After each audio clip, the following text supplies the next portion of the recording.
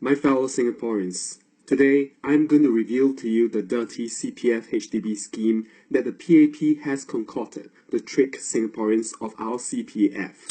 Now, for a Singaporean who started working in 2001 and who earns a medium income, by the time he or she retires at 55 in 2035, he or she would be able to accumulate nearly $700,000 in his or her CPF.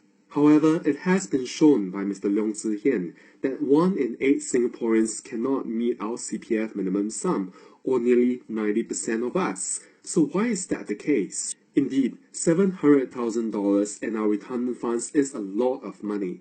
It has been shown in a report by the Manulife Asset Management that Singaporeans actually accumulate the largest pension reserves among the Asian tigers, Japan and the United States. So why is it that we still do not have enough in our CPF? Indeed, several studies have already shown that Singaporeans have the least adequate pension funds. The Asian Development Bank Institute had shown that Singaporeans have the least adequate retirement funds in the Asian countries after Indonesia. The Melbourne Mercer Global Pension Index has also shown that Singaporeans have the least adequate pension among the high-income countries. In fact, the OECD has also shown that Singaporeans have the least adequate pension funds among the Southeast Asian countries, high-income countries, as well as the Asian countries. So why is it that Singaporeans contribute such a high proportion of our income into CPF, yet we accumulate such inadequate pension funds? The first and very basic reason lies with this. Singaporeans earn possibly the lowest interest rates on our CPF in the world. Now, if you look at how much Singaporeans contribute into CPF, at 37%, we contribute the largest proportion of our income into CPF. Yet, the 2.5% interest that we receive on our CPF ordinary accounts is most probably the lowest in the world. Now, what this means is because the CPF is what we contribute and the interest rates are what the PAP contributes, this means that the PAP forces Singaporeans to give the most, yet the PAP would give the least back to Singaporeans. Now, as you would already know by now, the CPF is taken by the PAP to invest in the two investment firms owned by them, Temasek Holdings and GIC. Now, this is how much interest Temasek Holdings and GIC are earning. Temasek Holdings is earning 16% and the GIC is earning 6.5%. However, this is how much the PAP is willing to return to Singaporeans.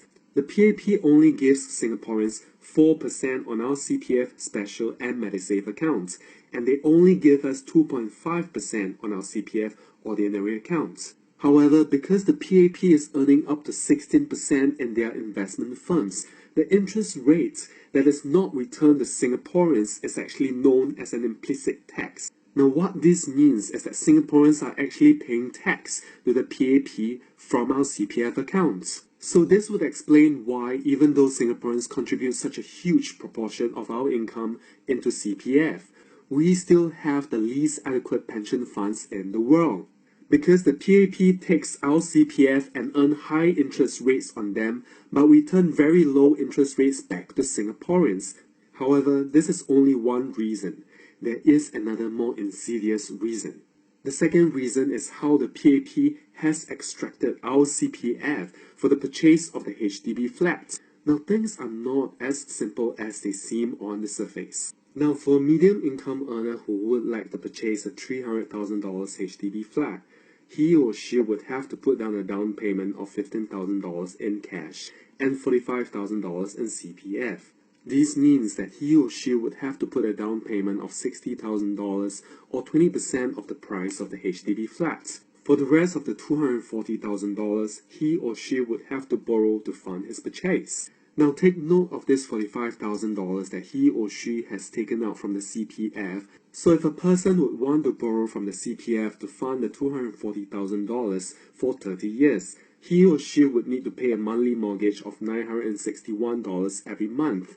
At the end of 30 years, he or she would pay nearly $350,000 in mortgage. What this means is that for a $300,000 flat, a person would have paid $45,000 in CPF down payment, $15,000 in cash down payment, and nearly $350,000 in mortgage. This means that a person would pay more than $400,000 for the flat, or more than $100,000 what the stated value of the flat is. So the assumption that most Singaporeans have would be that if I've paid off my mortgage, that means that I do not have to pay anything else for my flat, right? Well, not really.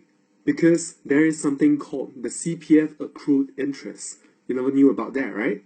Well, so what does the accrued interest mean? According to the PAP, if you have kept your CPF inside untouched, the PAP will pay you a 2.5% interest on your CPF. However, if you were to remove this CPF for your housing mortgage, the PAP will ask you to pay this 2.5% interest back to them.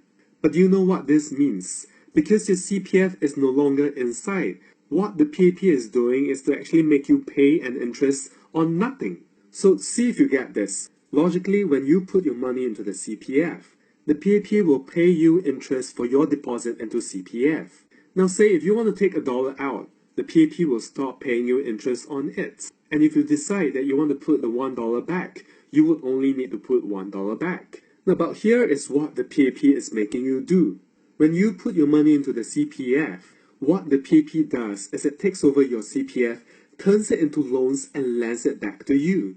So say if you want to take out this $1 to pay for your housing mortgage, the PAP will tell you, now that you want to take this $1 out from their CPF bank, you have to pay them a 2.5% interest on the loan that you want to take from the PAP. So instead of just putting $1 back, you have to put $1 back plus a 2.5% interest. Now, but does this even make sense? The CPF is your money. You get to decide how to use your money. Why does the PAP decide to come in, take your CPF over, decide to be the bank, and loan you back the money that is yours in the first place? Now, you're not borrowing money that is non-existent or from someone else. You're taking your own money back to use. Now, how can the PAP come up with such a policy that overrides you as the owner of your own money? Has the PAP ever asked you whether you would agree to such a policy? Or has the PAP ever asked you that they will take your money and charge you interest for you taking your money out? Now, but you shouldn't even be paying a 2.5% accrued interest. In the first place, you're already paying a 2.6% interest on your housing mortgage into the HDB bank. So why is the PAP making you pay another 2.5% interest on this mortgage to their CPF bank? In total, what this means is that you are paying a 5.1% interest on your housing mortgage and not the 2.6% interest that you have been told. So some Singaporeans might say, the CPF is our money. Well, I'm sorry to break the bubble, but it's not your money. The CPF is the PAP's money. They have turned it into their money so that they can invest in the Temasek Holdings and GIC and double charge you interest on your HDB and CPF by making you pay a 2.6% interest on the mortgage and a 2.5% accrued interest. Well, so some of us might say, bo bian lor. No choice what? The CPF want to take our money, take lor. Anyway, the PAP control everything already. What can we do? Lan lan lor. Anyway, it's only 2.5%. It's not too much, right? Actually, that's where it will get very painful. Let's take a look at how much this CPF accrued interest is. Now remember the $45,000 that you paid using your CPF. Yes, you have to pay a 2.5% accrued interest on it as well, because the PAP says that you need to pay the accrued interest on all money that you take out from the CPF. So how much is this accrued interest? After 30 years, this accrued interest would be $47,812, or actually more than 100% higher than the down payment. So this is shocking, right? What about the CPF accrued interest that you have to pay on your mortgage? The mortgage is nearly $350,000. After 30 years, you have to pay a CPF accrued interest of nearly $173,000. Now this CPF accrued interest is half of your mortgage. So the CPF accrued interest that you have to pay is $47,812 on your down payment and $172,983 on the mortgage. In total, you would have to pay more than $220,000 in accrued CPF interest back to the CPF. Now let's look at the whole picture. The thing about the CPF accrued interest is that, well, most Singaporeans do not know about it. Do you know about it? In fact, most probably the only place that you can find information on this CPF accrued interest is on the CPF website, which explains to you how much you have to pay if you sell your HDB flat. And in truth, most Singaporeans only know about this CPF accrued interest when they want to sell their HDB flat. That is when they realize, what? I have to pay a CPF accrued interest? Well, that's a lot of money. So how much money is that? Do you know that if you do not sell your HDB flat and you do not know about this CPF accrued interest, the CPF accrued interest will keep growing and growing. In 30 years, the CPF accrued interest would have grown to more than $220,000. In 40 years, the CPF accrued interest would have grown to nearly $400,000. In 50 years, the CPF accrued interest would have grown to more than $600,000. Now, this is only the CPF accrued interest. We haven't even included the mortgage that you pay on your HDB flat. So what happens when you include the mortgage that you pay? Now after 30 years, your mortgage ends. You would have paid $405,960 in mortgage. And this mortgage would end after 30 years and you would not need to pay any more on the mortgage. So in total, in the 30th year, including the $200,000 that you would have paid into CPF accrued interest, in 30 years, you would pay more than $600,000 for the $300,000 HDB flats. In 40 years, you would pay more than $800,000. In 50 years, you would pay more than $1 million for the $300,000 HDB flats. Now, why is this the case? Because if you do not know about the CPF accrued interest and you do not pay it back, it keeps increasing and increasing.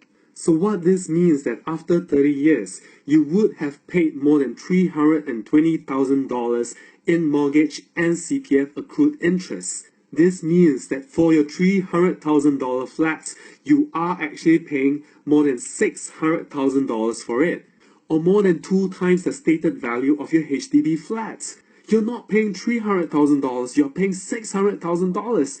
Did you even know this? So in 30 years, you would have paid more than $600,000 for your HDB flats. In 40 years, you would pay more than $800,000. And in 50 years, you would pay more than $1 million. And according to the HDB, the flats cost only $300,000. But if you do not know about the CPF accrued interest, you're going to throw $700,000 down the drain. In 50 years, the HDB flat will cost you more than 3 times the stated value of the flat. Now, $700,000 is a lot of money. It can allow you to retire very comfortably, but how many of us know about this CPF accrued interest? Now, why does the PAP even put this accrued interest? Why does the PAP want to earn this money from us? Now, in fact, what this means is that after 30 years, we are paying $600,000 on a $300,000 flat, which according to the PAP will have zero value at the end of the lease. So why are we paying $600,000 or more than $1 million after 50 years if at the end of the lease of the flat, we get nothing back? So why are we throwing $1 million down the drain? So what this means is that what we are not told or what we do not know is that we have to pay an additional 2.5% accrued interest on the CPF loan. This 2.5% interest will amount to more than $200,000 after 30 years. And at the end of 30 years, we would have to pay more than $600,000 on the $300,000 flat. Now, so you might ask, what does this mean to me, or how would it affect my CPF retirement funds? Now, if you had bought the flat with your spouse, and assuming that each of you would pay 50% of the mortgage, you would have paid a monthly mortgage of $481. So what this means is that including for the mortgage and the CPF accrued interest, you on your own would have paid more than $300,000 for your flat, and your spouse would also have paid more than $300,000 for the flat. Then how much would you have left in your CPF after paying more than $300,000 for the flat? If you had started work in 2001 and are a medium income earner, after paying for the mortgage and the CPF accrued interest, you would have $370,000 left in your CPF. Now, compared to how much you would have if you had not used your CPF to pay for the mortgage and the CPF accrued interest, you would have nearly $700,000 in your CPF. So what this means is that because you have to take your CPF out to pay for the HDB flat, you lose more than $300,000 in your CPF, and you're only left with $370,000. So by now, do you see how terrible the situation is? First, the PAP forces you to sacrifice a massive chunk of your income into the CPF, and the largest sacrifice that anyone has to make in the world. Second, you have to buy a HDB flat, and if you use your CPF to pay for the HDB flat, you have to sacrifice half of your CPF retirement funds for the HDB flat. Now in total, you are paying more than 200% the stated value of the HDB flat. So what this means is that at 55 years old, you're only left with half of what you had put into the CPF. And for a medium income earner, this is only $370,000. Now, but do you think that it was going to be so easy? Do you think that the PAP would let you take this $370,000 and retire? Now, how wrong we are. There's still the CPF minimum sum. Now, if you look at how much the CPF minimum sum has grown since 1988, it has grown from $31,000 to $148,000 last year. Now, you would see a sharp increase in the CPF minimum sum in 1996 and a sharp increase in 2009. In fact, in 1996, the CPF minimum sum suddenly increased by 12.5% and continued to increase by more than 10% for the next few years. And in 2009, the CPF minimum sum suddenly shot up all the way by 10.4%. Now, since 1998, the CPF minimum sum has shot up by more than 400%. Now, if you look at how much the CPF minimum sum has increased on average every year, it has increased by 6.4%. But if you compare this to inflation, inflation has only gone up by 2% every year. This means that the CPF minimum sum is growing by 3 times as fast as the inflation. Now, pray tell, why do we need such a huge increase in the CPF minimum sum? So if the CPF minimum sum continues at a 6.4% increase, this means that when a person turns 55 in 2035, the CPF minimum sum would have gone up to nearly $580,000. So what this means is that Singaporeans wouldn't be able to meet our CPF minimum sum at all in 2035. The CPF minimum sum would have been nearly $580,000. But if you remember, after paying off the HDB mortgage and the CPF accrued interest, a medium income earner would have only $370,000 left in his CPF. This means that he or she would not be able to meet the CPF minimum sum by a shortfall of more than $200,000. So as we've said earlier, today nearly 90% of Singaporeans are not able to meet the CPF minimum sum and are not able to save and retire. This looks like it's not going to end. In 2035, Singaporeans would still not be able to save and retire because we would still not be able to meet the CPF minimum sum. But let's assume that perhaps the CPF minimum sum might go on a slower increase. The average increase for the CPF minimum sum has been 6.4%, and for inflation it has increased by 2%. So if we take the midpoint of 4%, the CPF minimum sum would still increase to $350,000 in 2035. So what this means is that after spending for the mortgage and the CPF accrued interest, we would have $370,000 left. But this is only $19,000 more than the CPF minimum sum if it had grown by a slower rate. In 2035, accounting for inflation, the $19,000 would last us barely half a year. Now, but do you know when the CPF minimum sum was instituted and what the reason for it was? In 1984, PAP wanted to delay the retirement age from 55 to 60 years of age. However, this was badly received. So what the PAP did was to implement a CPF minimum sum at 55. It trapped the money inside the CPF such that Singaporeans are not able to withdraw this money and retire. We are thus forced to work even longer. So the CPF minimum sum actually becomes a way that the PAP uses to delay the retirement age of Singaporeans without actually delaying it. But it wasn't so bad initially. Up until 1995, the CPF minimum sum was growing at 2.3% every year, which is similar to the inflation rate of 2.3% every year.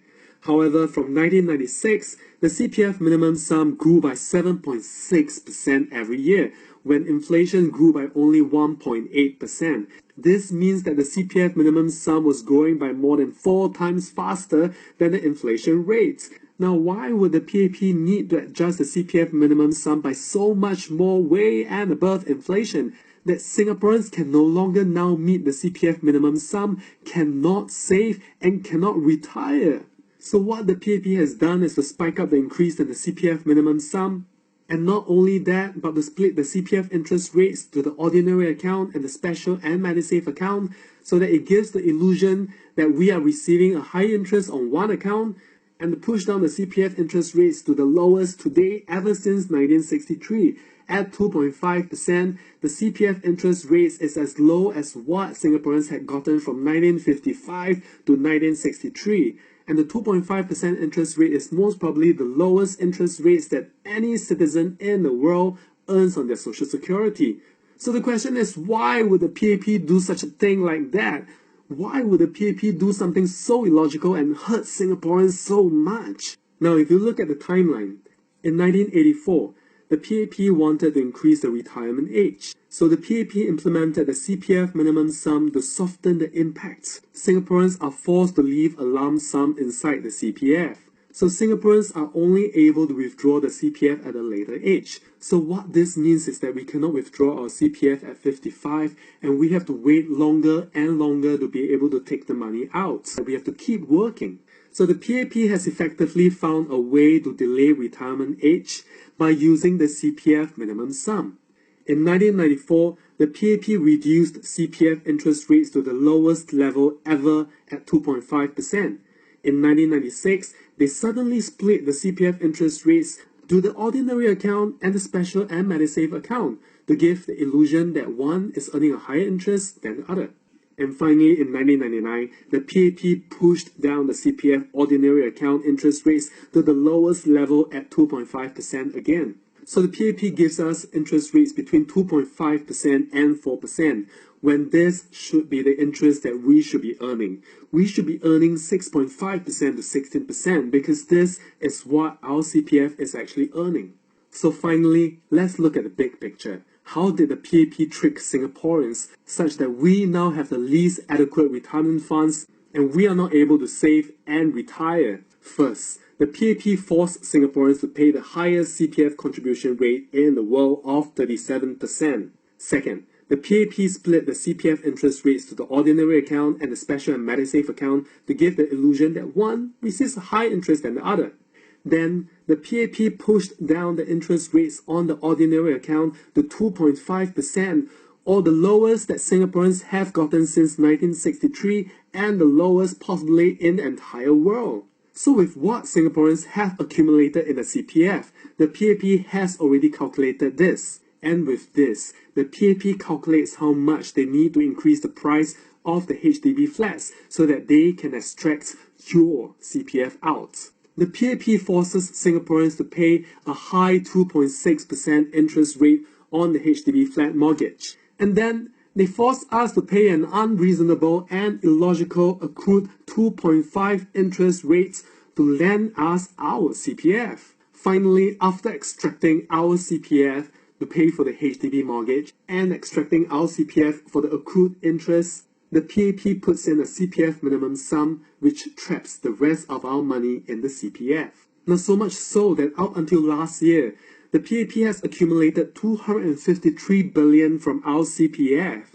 However, Singaporeans were only able to withdraw 15 billion in our CPF last year, which is only 5.9% of the total amounts inside the CPF.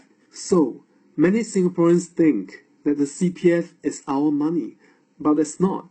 If it's our money, why are we withdrawing only 5.9% from our CPF?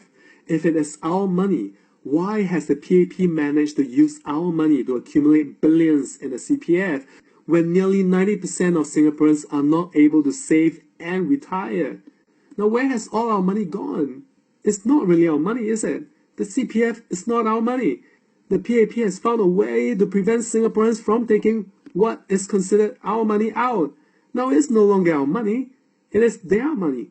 So the whole entrapment plans work such that out of your whole wage, the PAP forces you to pay the highest CPF contribution rate in the world, and from your CPF, the PAP has calculated how much the price of the HDB flat should go up so that they can extract a part of your CPF out for the housing mortgage, they can extract a part of your CPF out for the accrued interest, and with whatever is left, they can put in a CPF minimum sum to trap the rest of your money inside the CPF.